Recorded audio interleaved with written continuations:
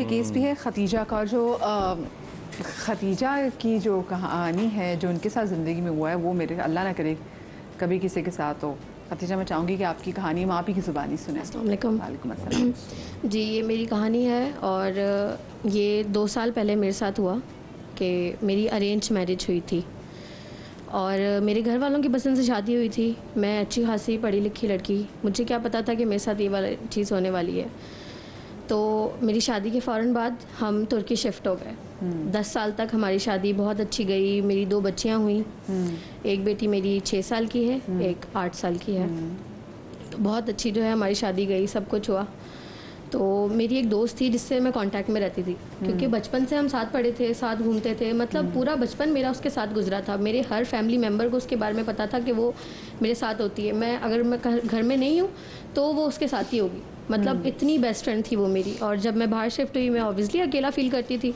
शौहर मेरे जॉब पर और दिन भर घर पे रहना, बच्चों को संभालना, इसमें बहुत ज़्यादा अच्छी नहीं मतलब गुजरती था दिन भर उससे बात करना, वीडियो कॉल्स पर उसको हर एक चीज़ बताना, हर चीज़ शेयर करना। फिर उसने बोला कि यार मुझे बहुत शौक़ है तुम्हारे पास आने का, जो है ना तुम 10 साल से हम मिले नहीं हैं। तो मैंने बोला कि तुम आ जाओ। मैंने उसका वीज़ा भिजवाया, उसे बुलवाया और फिर वो 6 महीने मेरे पास रही। 6 महीने? जी, टर्की 6 महीने? 6 महीने रही मेरे पास। अच्छा जी। और उसके बिहेवियर से या मेरे हस्बैंड के बिहेवियर से मुझे कभी फील नहीं हुआ कि वो इतना क्लोज हो चुके हैं। लेकिन 1-2 बार ये वाली चीज़ें हुई कि मैंने उनसे कह दिया कि मुझे आप जो है कंगन ला दें, फूल ला दें या कोई भी चीज़ ले आएँ, तो वो चॉकलेट्स उसको भी ला कर दे रहे हैं, वो चीज़ें मुझे भी दे रहे हैं। तो मुझे फील हुआ कि ये तो चीज़ सिर्फ स्पेसिफिकली मेरे लिए होनी चाहिए। तो मुझे कभी कभी फील हुआ, लेकिन मैंने इतना जो है शक नहीं किया उन दोनों पर। अब आपको इस बात पे भी नहीं हुआ कि वो इतनी फारिग थी, 6 महीने रह गए आपके पास? हाँ, क्योंकि वो ये कह रही थी ना बार बार, यार 10 साल हो गए, अब तो मिलते हैं, मैं तो पूरा साल रहूँगी तुम्हारे पास। अच्छा, ये बातचीत आपको कब पता चला उसकी, आपकी मियाँ से बातचीत कोई ऐसी अंडरस्टैंडिंग? नॉर्मली रहते थे दोनों, नॉर्मल ही रहते थे, लेकिन जब चीज़ें ऐसी होती थी ना कि मतलब मैंने कुछ मंगवाया, मैंने कोई बात बोली तो वो उसको भी शेयर कर रहे हैं।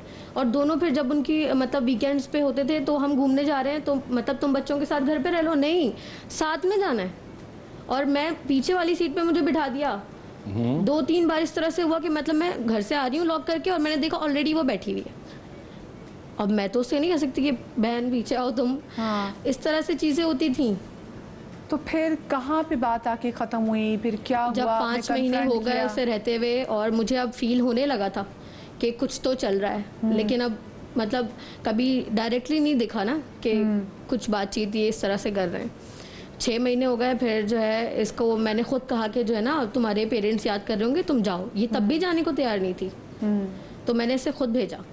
अब फिर मैंने अपने हस्बैंड के रवैये में ना चेंजेस देखे कि अब वो मुझसे बात ही नहीं कर रहे, वीकेंड्स पर घर पे नहीं रुक रहे, और रुक रहे हैं तो फ़ोन में लगे हुए हैं, मतलब बिल्कुल मेरी तरफ ध्यान ही नहीं कि मैं भी हूँ घर में। हर टाइम फ़ोन पे लगे हुए, हर टाइम फ़ोन पे लगे हुए हैं। अब वो एक दिन हुआ कि उनकी ऑफ थी और वो गार्डन में थे और उनके फ़ोन पे मुसलसल कॉल्स आ रही थी। मैंने जब फ़ोन देखा तो वो मैं दंग रह गई। प्रोफाइल पर उसकी पिक्चर, और मेरी दोस्त थी वो जो उनको कॉल्स कर रही थी, जिसने पूरा महीना हो गया जाने के बाद मुझसे बात तक नहीं की, और मेरे हस्बैंड के फ़ोन पर उसकी कॉल आ रही थी। तो फिर कन्फ्रंट किया आपने उसको? मैंने कॉल किया, मैंने तो पहले पूरी चैट देखी और वो देखकर मेरी तो पाँव तले ज़मीन नहीं बची, क्योंकि वो इतनी बातें हो चुकी थी कि वो तो अगले महीने शादी करने वाले थे। अल्लाहु अकबर। तो फिर खतीजा, मतलब फिर कहाँ पे बात हुई? आपकी बात हुई, अपने मियाँ से बात की, कुछ बचाया, किसी घर वाले को दरमियान में इन्वॉल्व किया, क्या किया? घर वालों से तो मतलब मैं इतनी बातचीत ये पर्सनल शेयर नहीं करती थी। अब जो चीज़ शेयर करती थी वो तो उसी लड़की से करती थी। अब मेरे हाथ पाँव ठंडे पड़ जाते थे कि ये क्या हो गया। अब मैंने फ़ौरन जो है ना फ़ोन छोड़ा, उनको अंदर बुलाया और मैंने ये वाली बातें उनसे डिस्कस करने की कोशिश की, तो उन्होंने मतलब मुझे रख कर थप्पड़ मारा मेरे मुंह पर। तुम्हारी हिम्मत कैसे हुई मेरा फ़ोन छूने की? Typical narcissist. और वो बंदा 10 साल तक उसके बिहेवियर में कोई चेंज नहीं आया। 6 महीने वो लड़की क्या रहकर गई, वो तो सब कुछ चेंज हो चुका था, सब कुछ। खतीजा, आप अपने हस्बैंड के साथ हैं? नहीं, मैंने डिवोर्स ले ली। 2 साल हो चुके हैं हमारे डिवोर्स को। डिवोर्स। और आपकी वो दोस्त है, वो कहाँ पर है? दोस्त जो है वो सारी चीज़ें उन्होंने मुझे भेज दिया वापस पाकिस्तान। मैंने खुद आकर डिवोर्स ले ली और वो लड़की अब तुर्की में मेरे शौहर के साथ शादी करके। ओह वाह। मैं नबीहा, मैं ज़रा क्विकली, टाइम भी ज़रा कम है, मैं आपके पास भी आऊँगी, एक और केस भी है। ये मुझे बताएं, ये कितना एक्सेस देना चाहिए अपने दोस्तों का? मैं चाहती हूँ, कौन सी ऐसी दोस्त हैं जिनको आपने मियाँ से इंट्रोड्यूस करा सकती हैं, या कौन से ऐसे मेल फ्रेंड्स जिनको अपनी बीवी से इंट्रोड्यूस करा सकते हैं? ये इससे ज़्यादा खौफनाक तो चीज़ कोई हो नहीं सकती, बट येस, हमने देखी है अपने आसपास ऐसी बहुत सारी रियल स्टोरीज। बिल्कुल ऐसे ही है। असल में जिनकी बहुत ज़्यादा मिठास वाले लहजे होते हैं ना, जो बहुत मीठी मीठी बातें करते हैं, 24 घंटे आपको टाइम दे रहे होते हैं, आपके साथ इन टच होते हैं, आपकी बात सुनकर आपको मशवरे दे रहे होते हैं, उसके बाद उनके दिल में जहर कितना है या वो आपकी किस चीज़ तक पहुंचने के लिए वो ये सब कुछ कर रहे हैं, ये आपको नहीं पता होता।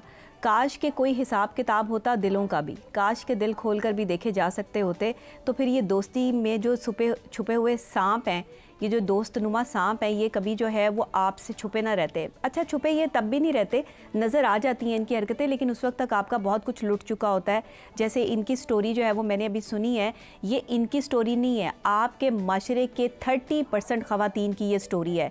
मैं हमेशा अपनी दोस्तों को भी समझाती थी और मैंने वैसे भी लोगों को समझाया कि जब शादी हो जाए। दे रही हैं आप नबिया, अगर आप 30% कह रही हैं तो? जी, मैं 30% कह रही हूँ। लोग यकीन करना छोड़ देंगे दोस्तों पे। देखिए, आपको यकीन करना ही नहीं है, आप अपनी ज़ात पे यकीन करें, आप अल्लाह की ज़ात पे यकीन करें। आप बंदों पे क्यों यकीन करते हैं? बंदा यकीन करने की चीज़ नहीं है। इंसान अगर यकीन करने की चीज़ होता तो अल्लाह ताला 2 फरिश्तों को यहाँ पे ना बिठाता कि एक आपकी अच्छाई लिख रहा है, एक आपकी बुराई लिख रहा है। इंसान तो है ही बेएतबारी चीज़, इंसान पर तो आप एतबार कर नहीं सकते हैं। अब मैं ये नहीं कह रही कि आप सब पे एतबार करना छोड़ दें, कुछ लोग आपकी नेचर के भी होते हैं, कुछ लोग आपके साथ लॉयल भी होते हैं, लेकिन वो सिर्फ 1% लोग रह गए हैं। ये जो आपके 2000 के बाद की तमाम तर जनरेशन है ना, ये आपके अच्छे दोस्त नहीं हो सकते। इस जनरेशन के बारे में बाकायदा तौर पर जो है वो रिसर्च ये साबित करती है, साइंसी तौर पे भी और साइकोलॉजिकल प्रोसेस से भी, कि इन बच्चों में, इन जनरेशन में जो है वो आगे आने वाले टाइम में ना तो अच्छा कंपेनियन बनने की खासियत है और ना अच्छा दोस्त बनने की, क्योंकि इनकी तरबियत का फुकदान जो है वो हमेशा सारी ज़िंदगी साथ रहेगा। जिनके हम बुज़ुर्ग हैं वो सोचें कि उनका क्या होगा, सिंपली बात ये है। और जो फिर हमारे से आगे आने वाली नस्ल है, वो जो उनके बुज़ुर्ग हैं वो सोचेंगे अगली आने वाली नस्ल जो है वो क्या होगी। वो जो एक कॉन्सेप्ट हुआ करता था ना समझाने का, वो अब ख़त्म हो चुका है। इसलिए दोस्त से, अपनी सहेली से जब आपकी शादी हो जाए, अपने हस्बैंड के साथ उसका इंट्रैक्शन, उसकी सलाम दुआ करवाने में परहेज़ करें। अपने घर आने जाने में, ससुराल में अगर आप रहती हैं तो अवॉइड करें। ये दोस्तियाँ बस सिर्फ जो है ना वो शादी से पहले अच्छी लगती हैं, मुझे ऐसा लगता है। मैं ये नहीं कह रही कि सब आप अपनी दोस्तियां छोड़ दें, लेकिन मोहतात रहें, एहतियात करें। ये भाई भाई बहन बहन बन के ये सब चीज़ें जो हमारे माशरे में क्रिएट हो रही हैं ना, ये सिर्फ लालच है, हसद है। वो दोस्त आपसे हसद कर रहा है जो आपके घर तक पहुँच गया है, उसकी ये डिमांड थी कि उसने आपके जैसी ज़िंदगी जीनी थी। एहतियात करें लोगों जी के जैसे भी फैजान ने भी कहा ना कि जिन लोगों को घर में घुसाना है तो देखें कि उनकी नज़र कैसी है। तो ये सिर्फ बंदों पे नहीं आता कि क्या उनकी नज़र में शर्म है या नहीं। कहाँ से लाएंगे आप खानदानी लोग? आता है कि जो कहाँ से लाएंगे खानदानी लोग, आप कहाँ से लाएंगे? यहाँ तो ज़ुबानें जो हैं वो नस्लों का तारुफ करवा देती हैं। जैसे ज़ुबान खुलती है आपकी नस्ल का तारुफ हो जाता है, पता चल जाता है कि आपके जो आपकी ज़ुबान से निकलने वाले अल्फाज हैं वो किस खानदान से हैं। वो कहते हैं ना, हमने खोटे सिक्के भी ऐसे देखे, वो कहते हैं गंदे यूनिवर्सिटी भी देखे, ऐसी सूरत हाल भी देखी। तो मुझे ये बताएं, मैं आपसे भी ज़रा नफ्सियात जानने की कोशिश करूँगी। ये कि क्या नफ्सियात होती हैं? आई मीन इससे बड़े तो और कोई धोखा नहीं ना कि आपकी बेस्ट फ्रेंड जो आपकी बचपन की दोस्त है और आपका मियाँ जो कि जिससे आप मोहब्बत करते हैं, मतलब जो आपके लिए एक बहुत बड़ा साया है। देखिए, ये जो ट्रायंगल है ना, ये है ही बड़ा गैर फितरी। इस ट्रायंगल में जैसे कि कोई लड़का है, वो लड़का अपने घर में किसी लड़के को रख ले और वाइफ भी रहती हो, तो ये एक बहुत बड़ा रिस्क है। इसी तरह जो ये बीवी का वाकया हुआ है, जो ये ट्रायंगल बना कि अपनी फ्रेंड को लाके रख, ये एक्सपेक्ट किया कि ये ईमानदारी से चलेगा, ये बड़ा गैर फितरी है।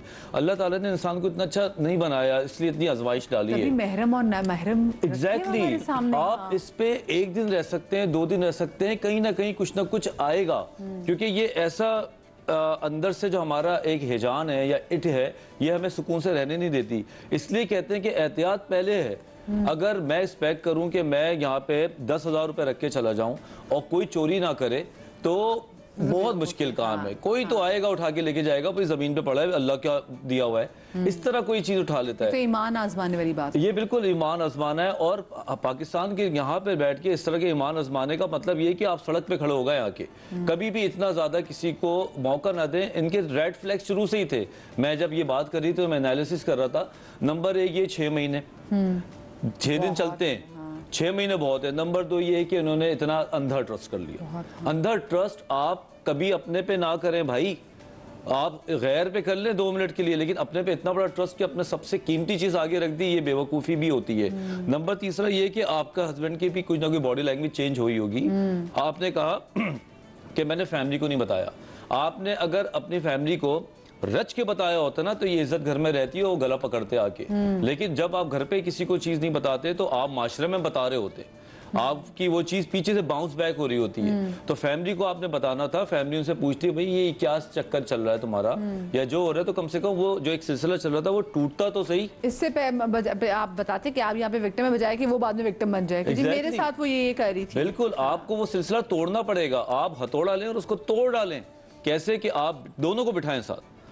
ये आज गाड़ी में आगे कैसे बैठी है भाई, तुम्हारा दिमाग सही है, ये मेरी जगह है, चलो तुम आज के बाद यहाँ से निकल जाओ। ये स्टैंड लेना पड़ता है। लेकिन हमारी खवातीन हैं बेचारी अपनी मुरवत में चुप हो जाती हैं, मर्द अपनी इज्जत में चुप हो जाते हैं। वो वेट कर रहे होते हैं कि नहीं ऐसा नहीं है, ऐसा नहीं है, नहीं ये मेरा। और फिर वो जो नार्सिस्ट होते हैं या इस किस्म के डॉजी होते हैं, वो उल्टा गिल्ट ट्रिप दे देते हैं। कैसी बातें कर रही हो, तुम्हारा कसूर है, इतनी घटिया सोच है। बंदा कहता नहीं ये तो इट वॉज माई फॉल्ट। तो यहाँ पे चीजें अल्लाह ताला दिखाता है। कोई मुसीबत आने से पहले दस्तकें होती हैं, लेकिन हमारी अच्छाइयाँ हैं जो हम उसको इग्नोर कर देते हैं कि नहीं नहीं ऐसा नहीं होगा, नहीं ये मेरा अपना फतूर है। भाई ये फतूर नहीं है। आके खोलें और जाके बैठ जाए कि मैं फील कर रही हूँ, मुझे इसका जवाब चाहिए। अगर इसका जवाब तसल्ली बख्श हुआ तो ठीक है, वरना आप उस मामले में इंटरवीन करें। ये बहुत सारी वो जो लड़कियां मैं देख रही ना जिनके साथ अल्लाह ना करे, लेकिन खैर बहुत तकलीफ की बात है कि best friend and your husband, मैं कहती हूँ इंसान का सब कुछ ही खत्म हो जाता है। सही बात। तो अपनी family this is also very common आजकल।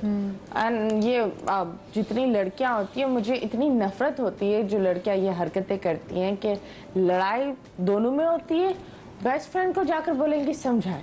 तो बेसिकली मुझे जो लगता है दैट आपकी जो भी फीमेल फ्रेंड्स है they should be away from your husband and they should not even have numbers. मतलब आपको मियाँ को क्यों चाहिए उसका नंबर? आप उसके सारे दोस्तों का नंबर रखती हैं? नहीं ना। And another thing is that कुछ ऐसी चीजें होती है, आप एक प्रोफेशनल से मदद मांग लो, specially in what you call शादी में।